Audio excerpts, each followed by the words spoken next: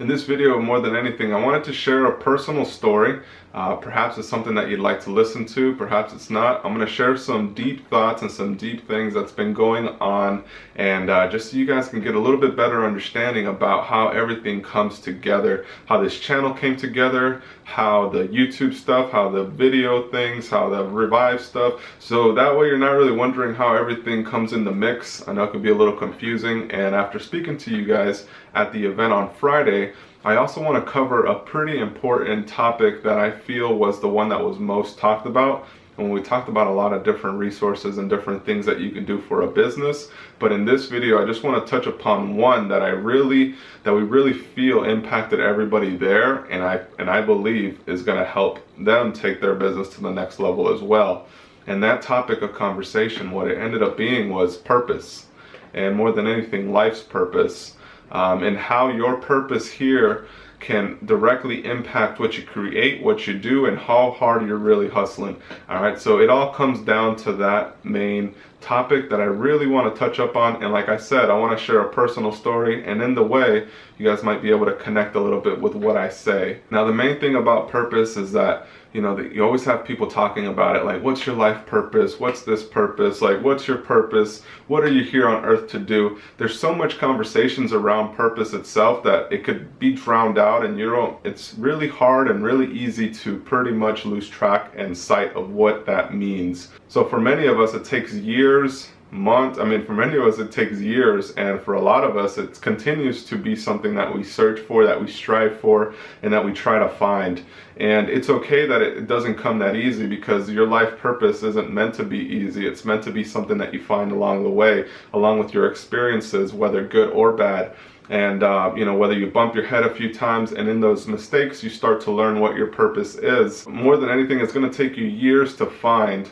And it could also include going on a spiritual journey, one where you go out and explore something new, explore a new aspect of life in order for you to find its meaning and how you're meant to impact this world. Without going too deep and too hippie trippy on it, purpose is going to be something that you'll find once you look for it. But if you're never looking for it, it's going to be very difficult to find. So it's going to be a good balance of that. And I think at this last meetup, we discussed how it's important to find the purpose in it, but then get started on something in order to start getting closer to it, or at least advance in a direction versus staying in the same position. All right, it's always good to advance, think about your purpose, but don't get lost in your thoughts that you get overwhelmed by the fact that you can't find it, that you're not doing anything because you don't feel that it's right. Sometimes if it's a gut feeling, sometimes if it's telling you to not do something, sometimes it's the best thing to do at that time. So if there's something out there that you're wanting to do, wanting to make, go ahead and get started on it. And if you feel that it's not ready, it's not good enough, it's good enough to get out, okay? I want to say that's one of the key lessons that I wanted to push out on Friday, and I believe I broke through to a lot of you guys, and a lot of you guys came up, asked a lot of questions, and really wanted to mingle about that. So I just wanted to share that in this video. And now I want to get into a quick story, like I mentioned at the beginning. For those of you guys listening, I'll try to be quick, I'll try to wrap it up, but more than anything, I want you guys to fully understand the entire picture and where it's at in 2017. So when it comes to my life purpose and my own purpose, you may be wondering, well, what's your purpose? And for many years, for a lot of years, I wasn't sure. I wasn't completely sure what my life purpose here on earth was. And it wasn't until last year that I truly solidified what that life purpose is.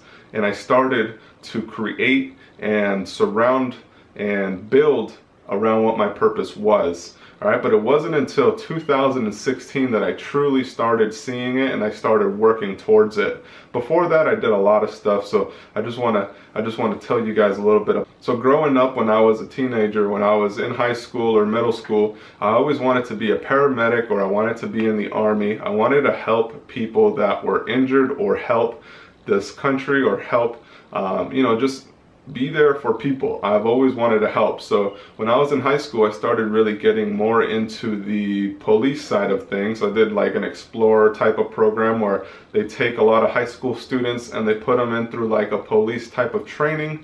Long story short, by the time I was 19, there was 800 applicants that wanted to test into this like program where you got paid like 40 grand at 19, right out of high school. You get paid like 40 grand a year to be a police cadet, which would help police officers and help the community, pretty much doing report writing, working with the community. I was in charge of working with the Hispanic community, building trust and helping solve crimes in the areas, right? So when I was 19, I managed to place almost first or second place overall out of the 800. I was ecstatic, I was gung-ho, and that's what I wanted to do. I wanted to help people. That was my mission, was to help people in need and help those that were in trouble find guidance and find the right direction. Because before that, I mean, to be completely honest, I wasn't the best example or role model for anybody around me. I hung out with the wrong crowd, hung out with the wrong people, did the wrong things. But in the mix of all of that, I really got to see what I didn't want to do for the rest of my life. I got to see that I didn't want to harm and hurt others. I didn't want to do the things that all of my friends were doing. I wanted to make sure that people were able to live a happy life, or at least move on and be able to walk safe on the street, or help those that are injured, whatever it is. Growing up, that was my life mission, was to help others while they were in situations like that. While in the actual police program, I started to see that I wouldn't have had the impact that I desired, because although I was able to help people that were in need because of the situation they were in, I wasn't able to help those that really needed the help, and that's the kids and the people that were actually doing the trouble.